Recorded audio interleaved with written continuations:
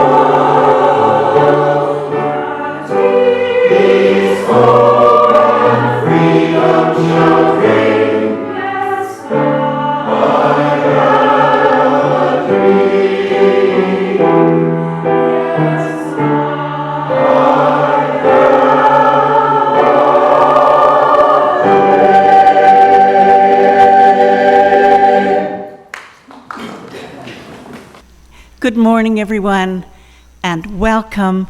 Welcome to you all. It's lovely to see you all this morning, and a special welcome to our guests, Beth and Dawn, who are here from the island.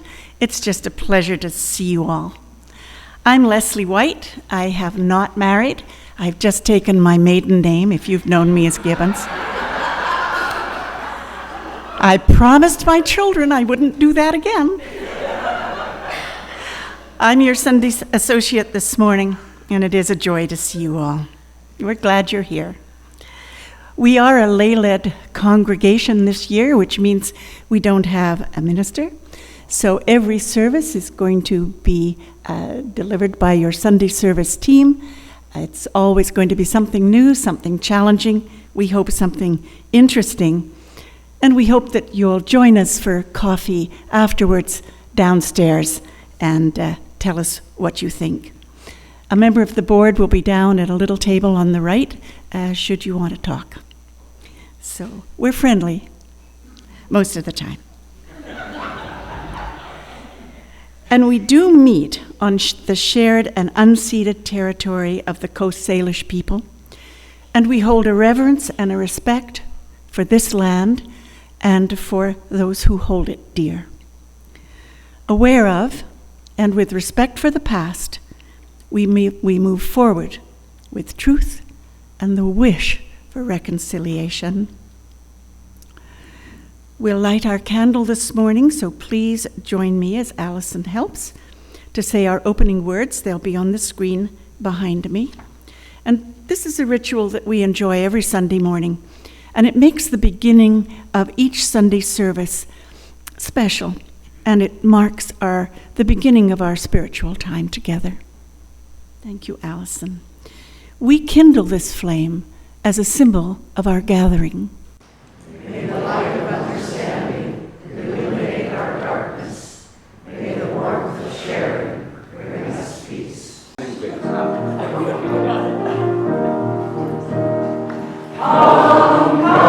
whoever you are, wonder, worshiper, lover of me, causes no caravan of despair. Come, death again, come. Come, whoever you are. Come, whoever you are. Come, whoever you are.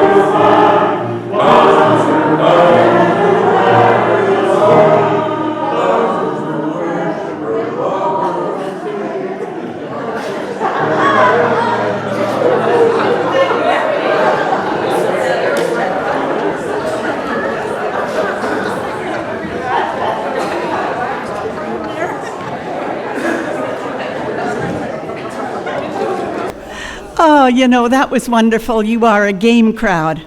I love it.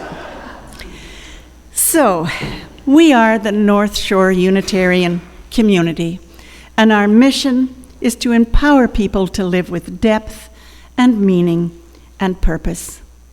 And we all come from different places, different walks of life, different religions, different beliefs. But no matter who you love, how you recognize and experience the sacred, whether you're here just out of curiosity or here to find a new spiritual home, we hope and we want you to feel welcome here.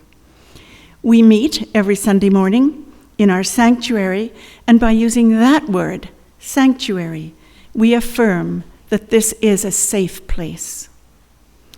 And we aspire to live that mission with joy and hope and love and always laughter, both here in our church and outside in the wider community. We are led by our 8 principles and the wisdom of many sources, and they guide our way. And we're going to be looking at those sources this morning, I hope. Now, we do light every morning a candle of joys and sorrows. But first, as Unitarians, we believe it's important that we take care of each other, that we feel safe to share our joys and sorrows, because this interconnectedness is part of our 7th principle.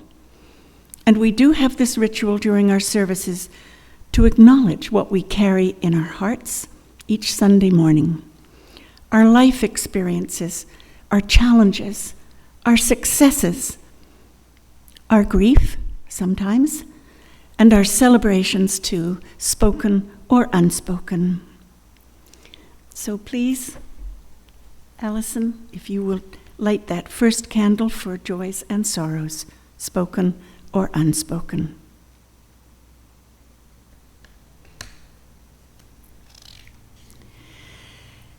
And because these are heavy and uncertain times in our world, please join me in another minute of silence and hope as Allison lights a candle of global concern for those who are caught in tumult, in war, in hunger, the insanity of war.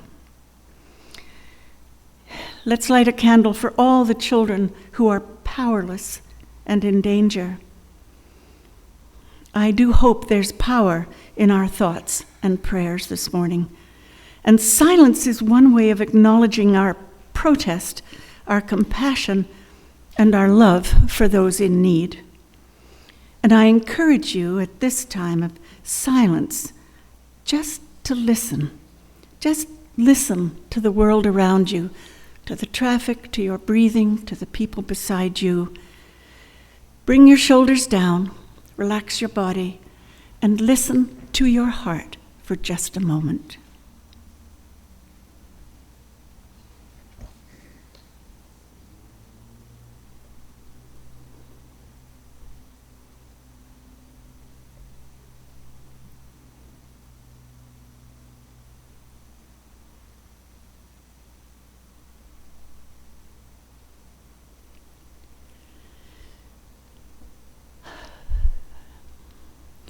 I like to think that we send all those thoughts out to the universe when we're sitting here quietly in silence. Now, as we come out of that silence, if you would stand, if you're willing and you would like to, for our next hymn, appropriate after our joys and sorrows and global concern, we laugh, we cry.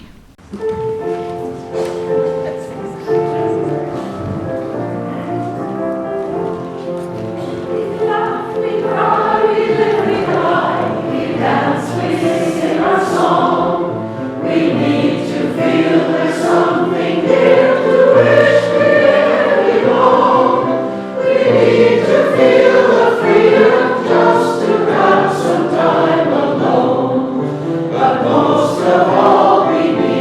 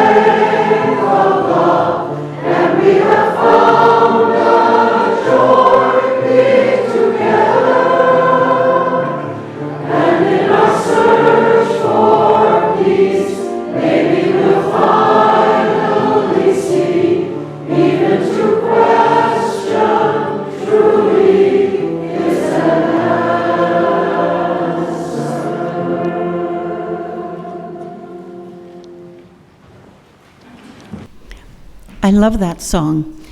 And the line, the peace within our living is an answer, is what I'm going to talk about this morning. Rumi was a 13th century poet and scholar, theologian, and mystic. And he said, "Doing as others told me, I was blind. Coming when others called me, I was lost. Then I left everyone, myself as well. Then I found everyone, myself as well." Why are we all here? Why did we all come to this Unitarian community? Perhaps it was to find something that we'd lost. Heart, maybe, hope, understanding, the life of the Spirit, the path. Maybe, just maybe, we lost our path. Don Miguel Ruiz was a Mexican author of Toltec spiritual texts, and he wrote, "All of humanity is searching for truth, justice, and beauty. We keep searching when everything is already within us." I thought this morning we might shine some light, just a little light, on how we might find what we have lost, be it our agency, perhaps ourselves. We might even find the way back to our right path that is within us. So how do we do that?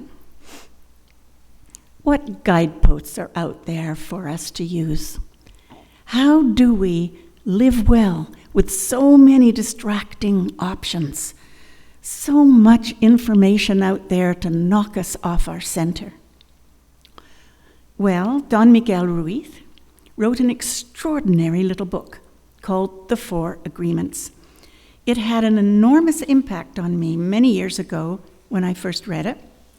It still does today. When I heard our Unitarian principles for the first time, they had a similar impact. It may seem strange to talk about Toltec wisdom and Unitarianism in the same service, but here we are, and I'm going to try, and let's find out what they have in common. Toltec knowledge comes from the same essential unity of truth as all sacred esoteric traditions found around the world. And although it's not a religion as such, it does honor spiritual matters. And as Ruiz writes, it can be described as a way of life, rather like our Unitarian principles that guide us our way of life. You're all familiar with our principles. I don't need to put them up on the screen. They're in your order of service if you want to refresh. But how many of you are familiar with the simple but deep four agreements? Well, there they are up on your screen. Be impeccable with your word. Don't take anything personally. Never assume. And always do your best. Simple. Well, I wish. Let's start with the first. Be impeccable with your word. What does that mean exactly, be impeccable with your word? I think it means speak with integrity and honesty, truthfulness. Say only what you mean and avoid speaking negatively about others, and especially about yourself. Use your words in the positive direction of truth and love. As Ruiz says, whatever language you speak, your intent manifests itself through your words. And the word isn't just a sound, it's a force. It can set you free, but the word can also put you in a prison of your own making. I mean, isn't that our mission here? Doesn't that speak to the inherent worth and dignity of every person? And certainly to living with compassion in all human relations. Use your words in a positive direction towards truth and love. And also it means not turning words against yourself. How many of us have done that? We can be extraordinarily hard on ourselves. Words can be dangerous. They can turn your world upside down, and they can do that for other people too. Impeccable means to have high standards, not to sin actually, but not in a religious sense. To Ruiz, a sin is anything you do or say that goes against yourself. I guess it's a form of self-harm. As I said, words can be dangerous and words can hurt. Let me tell you a short story. I loved my mother. She was funny, she was beautiful, and an outrageous liar. And perhaps that's being a little too harsh. Let's say she had a tenuous hold on the truth. As an actress, she never left the stage. She spoke the words that suited her purposes, and her ever-changing script, her ever-changing life script, made her only child doubt the very ground she stood on. Because I didn't believe my mother no matter what she said. I even stopped believing her compliments. I didn't believe in myself. I had become a creation of her words. And it took me a long time to proverbially find myself. And I hate that saying, I really do. But when I found my true words, I found myself and my worth. Day to day, it's not easy to be impeccable with your words. We seem, all of us, me included, to love gossip, to use our power with words if we have that facility, to use words to suit our own purposes. But they, most importantly, can be used to affirm, to shout to the world about the inherent worth and dignity of every person. Be impeccable with your word. On to number 2. Don't take anything personally. Whoa, this is a hard one, right? But I think it's part of accepting people for who they are, and that has nothing to do with us. I had a friend who was an entertainer, and almost every night he faced criticism, sometimes heckling. And I asked him once, how did he manage to cope with those harsh words, that criticism? And he said he viewed the words as arrows coming towards him. And he simply stepped aside and let them pass. And I've used that stepping aside quite often, and it really does work. My little 10-year-old granddaughter, Simone, has faced bullying, severe bullying at school, so bad that she had to change schools. Normally outgoing and confident, she became quiet and nervous.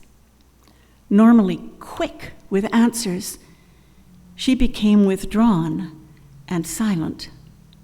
She believed the words being directed towards her, the lies spoken about her. Her wise mother has managed to explain that those comments had nothing to do with her. They were reflections of a very unhappy child, perhaps even a child in pain, and a child who was aiming that pain outwards. And Simone just simply got in the way of it. Do you know that 10-year-old little girl actually understood that? And she actually talked about compassion for this little child who'd been tormenting her. She saw that the hurt was inside that little girl, And she tried and has tried very hard not to take it inside herself. Now, I think that's amazing for a 10-year-old little girl. And if she can do it, I think we can do it too. Simon Weil said, and this is a quote, "Anger is not a proper response to anger. When you see someone angry, you're seeing their pain. Compassion is the proper response to anger." Now, sometimes that takes a minute to get there. And you know, our former minister said something very wise. Yes, he did. And it was the best sermon I thought he gave. If someone says something outrageous to you, don't respond. Step back, take a breath, and say to yourself, that's interesting. And then ask, why did you say that? Honestly, I thought that was very, very good advice. I've tried to do that too, not always successfully, but I tried. Don't take anything personally. Nothing other people say or do is about you. As Ruiz says, and I will keep coming back to him, what other people say and what they do, and the opinions they give, are according to the agreements they've made in their own minds. The agreements they've made in their own minds. Pema Chodron, and I'm sure you've heard of her, a Buddhist nun, says, if we want there to be peace in the world, we have to be brave enough to soften what's rigid in our hearts. We have to find that kind of courage. Now, I know this is hard because our feelings get hurt, right? And sometimes it's easy to be spoiling for a fight. But if we want peace, not war, outside in the world and inside us, well, just try not to take anything personally. Now to number 3, never assume. That's a hard one too. John Lennon said, living is easy with eyes closed, because misunderstanding is all you see. If you want a free and responsible search for truth and meaning, open your eyes. Don't assume. Investigate. The problem with assuming is that we actually believe that our assumptions are the truth. Somebody gave an example of a tennis game, 2 people playing a tennis game, only they're playing on different courts. They're playing each other. And they're assuming the other's on their court. Not a successful game. Ruiz says, don't make assumptions. Like Pema Chodron, he says, find the courage to ask questions and to express what you really want. Communicate with others as clearly as you can to avoid misunderstandings, because those misunderstandings, they cause sadness and they cause drama. Now, another mother story. I'm not going to apologize. She made my life rich with examples, just about everything. My mother was a cross-country skier. She was a fine athlete, actually. And she would cross-country ski well into her 80s. She had a colorful outfit, the Nordic hat, very jaunty. And she had an infectious joy to be out in the snow. And one clear, crisp, blue-skied day, we were skiing together. She forged on ahead. For those of you who cross-country ski, she forged on ahead, swishing along the trail, through the trees, and she disappeared, leaving me far behind. I couldn't keep up with her. And then I heard her voice. Hello, isn't it a glorious day? And then I heard a male voice say, certainly is. Tell me, he said, what do you have on? Her voice ran through the forest. "Oh, my dear, I have absolutely nothing on this morning." Well, one could only assume one thing, and you'd be wrong. She was talking about the wax or the lack of wax on her skis. She had nothing on them this morning. We all have a tendency to make assumptions about just about everything.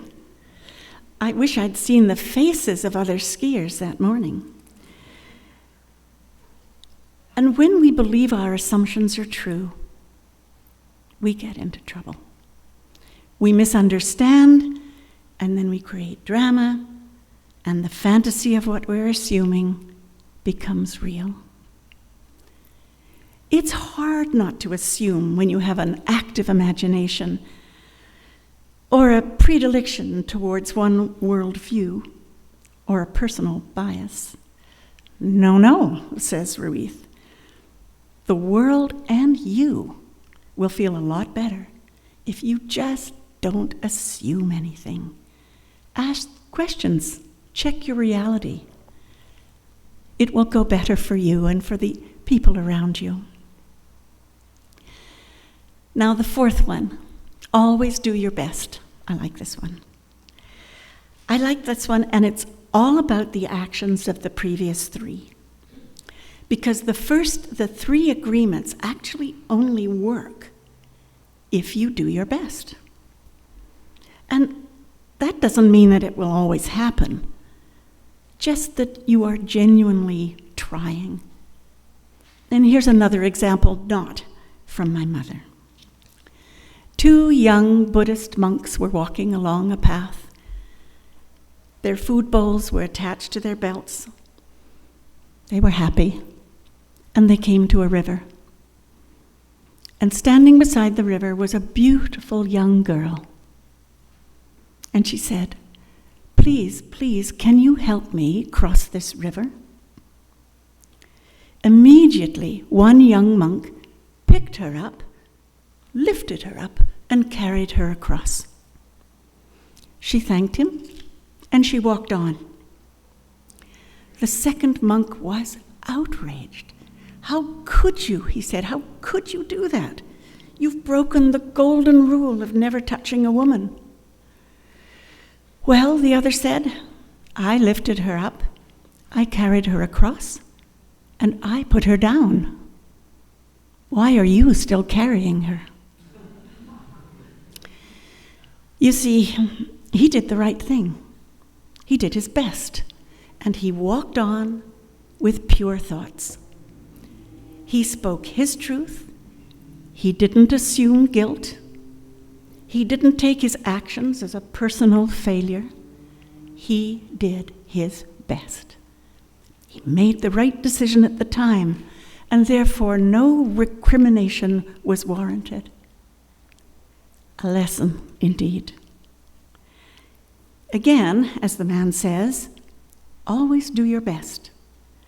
Your best is going to change from moment to moment. It'll be different when you're healthy as opposed to when you're ill. Under any circumstances, do your best, and you will avoid self-judgment and regret. Perhaps the goal of world community for peace, liberty, and justice for all might actually be possible if we just followed those agreements and did our best. Well, some say I'm a dreamer, but I'm not the only one, and that's our introduction to our next song. Please stand if you would like and are able, to the most beautiful anthem for peace and hope that I know, Imagine, by John Lennon.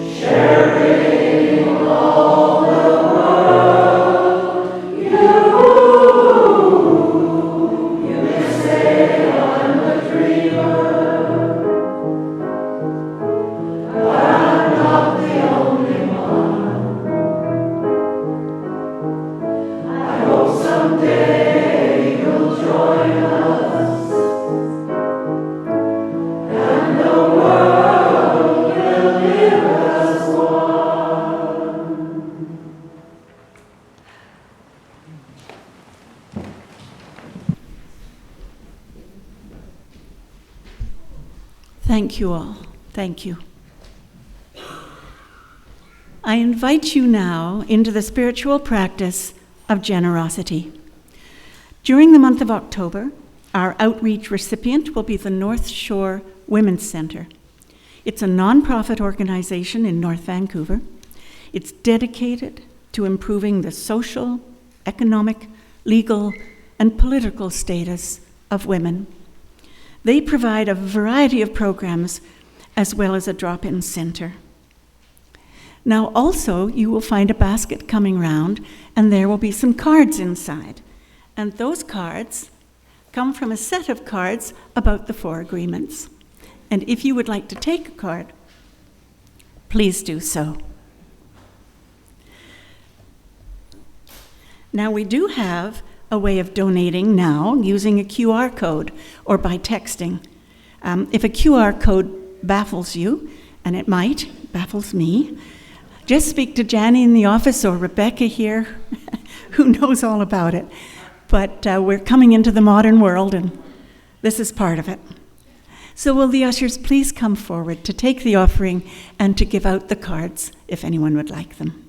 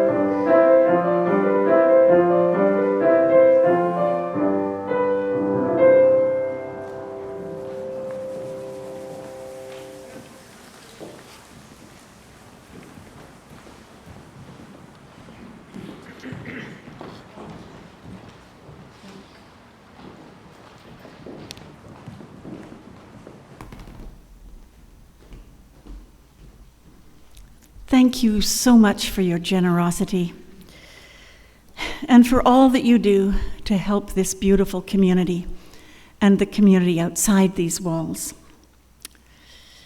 And let me take a moment right now to thank those who have helped with this service. Never could be done without a whole team, the ushers, the greeters, Diane Hicks downstairs, she's made a casserole for us for lunch. Steele keeping so beautifully track of our slides. Catherine and her music. Allison. Especially thanks to Allison for her wisdom and support. Thank you all so much. Now we have a few invitations and announcements this morning. First of all, you've known about the cards in the basket. We now have a quiet room, and I don't know if you've noticed, but we have given up the thought of a quiet sanctuary. I mean, that was not going to work, especially with coffee here.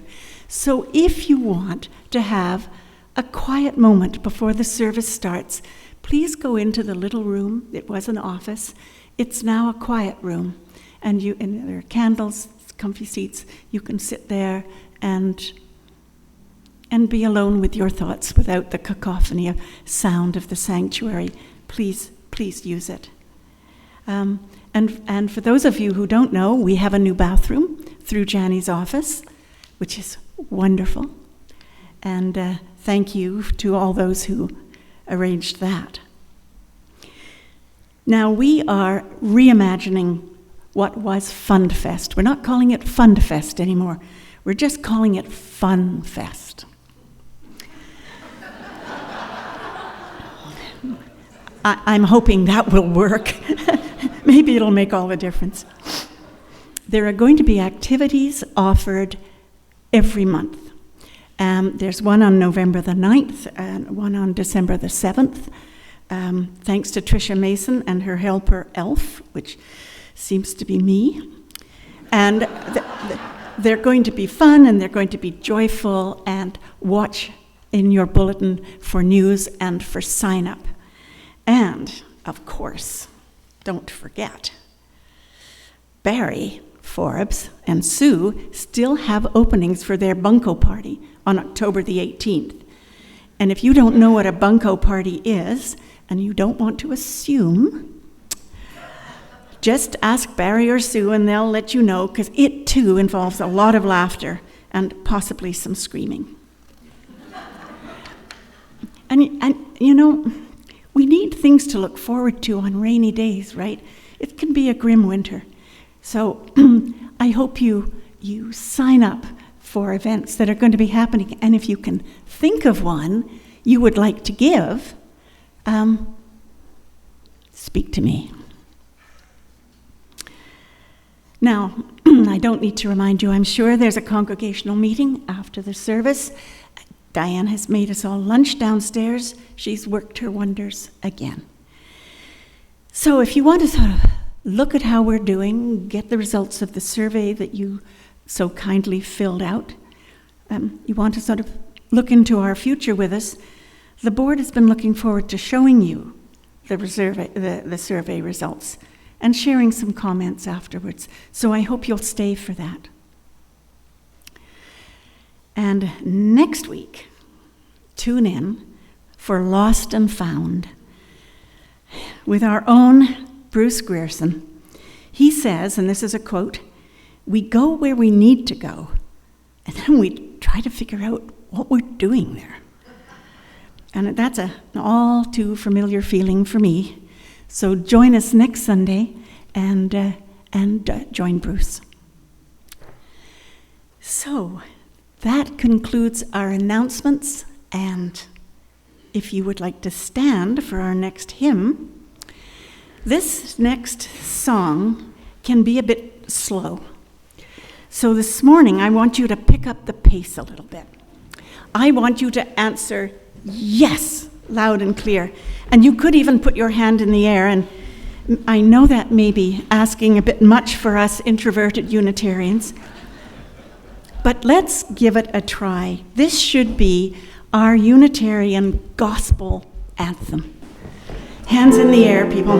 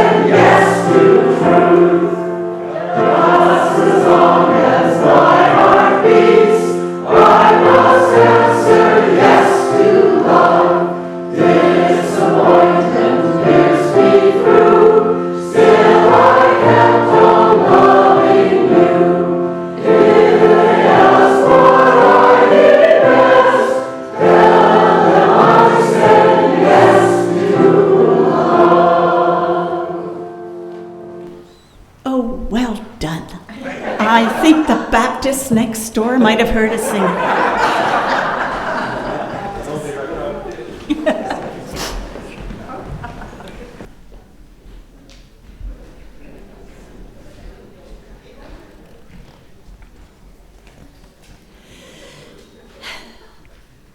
Well, we've all been brought up with agreements. Often they're silent ones. We've learned how to behave, what to believe, what not to believe, what is acceptable and not acceptable. We've even learned what is good. Even our language is an agreement amongst us all. But we need a strong will to adopt these 4 agreements because they can help us navigate our complex lives and our complex world. And if our agreements aren't positive ones, well, perhaps some of those old and tired agreements we've made need to be broken and replaced with some that are more powerful and positive. Again, Pema Chodron says, "You are the sky. Everything else is just the weather." You are the sky. Everything else is just the weather. And we create the weather that can cloud our sky. The 4 agreements and our principles, I believe, can help keep our skies cloudless and our relationships healthy, and perhaps even make the world a more peaceful place.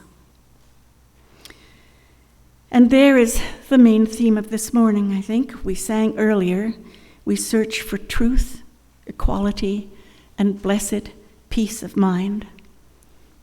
And ours, and this morning proves it with the laughter, ours is no caravan of despair. No despair while we're traveling. After all, as Ruiz says, and he gets the last word here, there are thousands of agreements you've made with yourself, with other people, with your dream of life, with your God, with society and your parents, your spouse, probably your children. But the most important agreements are the ones you make with yourself. So, we draw a close to this service. Let's extinguish our flame together. We extinguish this flame. Carry with us the light of vision and the warmth of hope. Yes. Amen, and blessed be to that. Please stand and join hands if you would like for our closing song, Circle Round for Freedom.